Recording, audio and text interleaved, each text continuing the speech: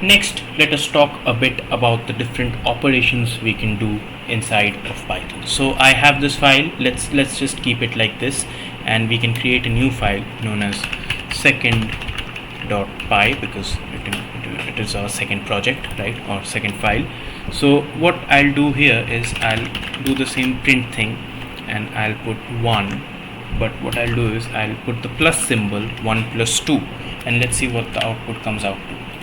Right, it's 3. So it knows to add these two numbers together, right? So I can even store this inside a variable. So let's say x is equal to 1 plus 2.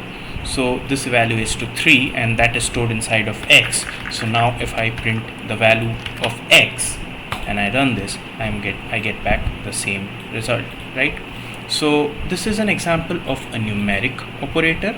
So plus takes two numbers as its input and adds them together, right? So we have different types of operators which I will show you here, right?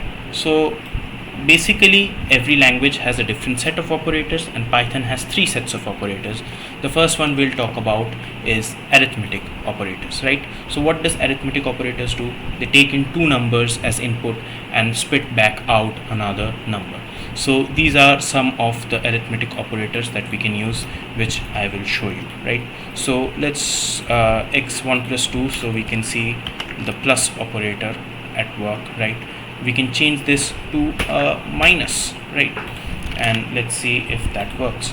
So that gives me -1, right?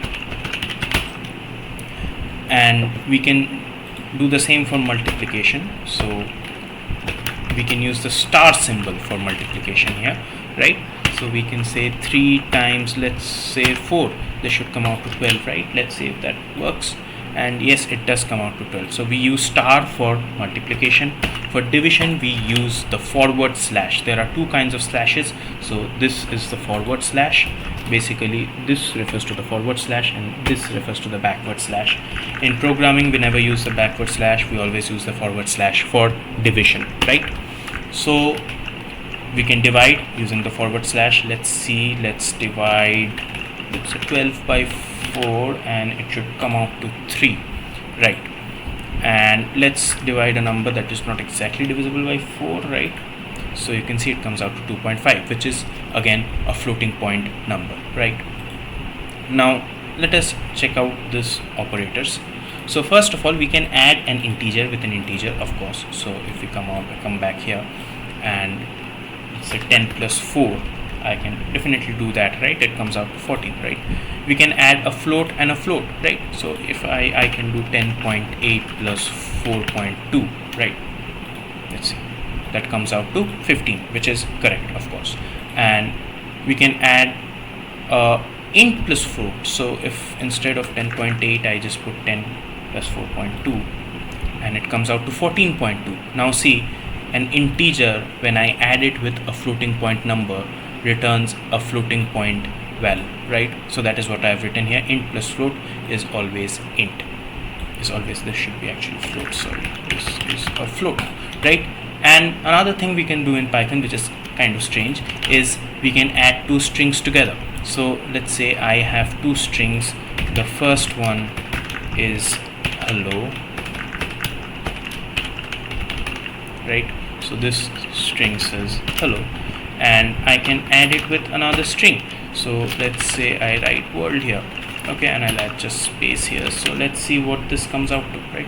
And you can see it prints out hello world. So when we add two strings together, Python just puts them end to end, right? This is known as string concatenation. So when we add two strings together, we get the output as a string once again, right? Now we have already looked at the minus operator, so you can subtract an integer from an integer. So we can do 10 minus 4, so that should come out to 6. Yes, it does. We can do a float minus an integer. This will give us a value in floating point. And we can do a float minus a float. This will again give us a value in floating point, right? So that is the minus operator. As for multiplication, again we can do integer into integer, right? So let's say 5 into 2. this should come out to 10. Yes. We can do floating point into integer, so 5.4 into 2, this should come out as 10.8. yes, correct. So 10.8, which means when you multiply a float with an integer, the output is always a floating point number. And we can do two floats, so like so. Let's see, 13.5, you can check that, it will be correct. And another thing we can do is we can multiply a string. So let's say hello. You can multiply a string with a number in Python, and what this does is, you can see it prints hello 3 times, right? So hello and a space, it prints that 3 times. So what this is known as repetition or tessellation. When you multiply a string with an integer, the output puts the same string end to end n number of times, or whatever number of times you have specified here, right? So that is all about our arithmetic data types. Oh, we do have a few others, right? So let us talk a bit about division. First of all, if I divide 12 by say 5, now this is known as true division. So a single slash forward slash is known as a true division. We can run this and we get 2.4, correct.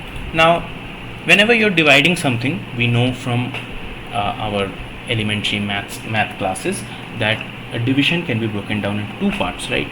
So we have a quotient and a remainder. Now when we divide 12 by 5, the quotient should be 2, right? So we can use two double slashes, right, without a space in between, to extract the quotient part only. So this should give us a 2, right?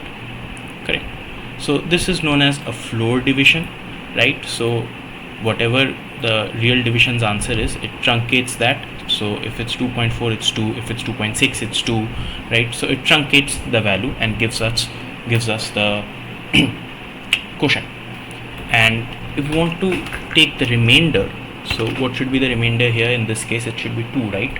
So let's see. Yes, again, it's 2, right? So this is the remainder operator, also known as the modulo operator, which is shown as a percentage sign. And we have the floor division operator, which are 2 forward slashes, right? So I have described them all in this operator files, which you can check out. And another last arithmetic operator for the day, that is the exponentiation operator. So 3 to the power of 3, or let's say 3 to the power of 4, what does that equal? It equals 81, correct, right? So this is the base and this is the exponent, and 2 stars means exponentiation.